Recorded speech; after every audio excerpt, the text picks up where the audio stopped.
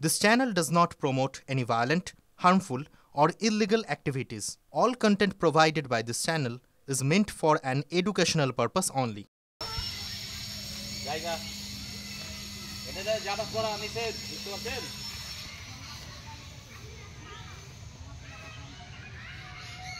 এই বম রেখে চলে গেছে বাগানে কেটা, কিছু বুঝতে পারি না।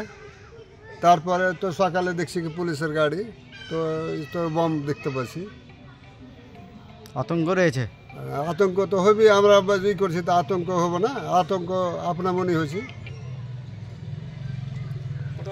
এটা তো আম বাগান, এটা আম বাগান, লিচু বাগান।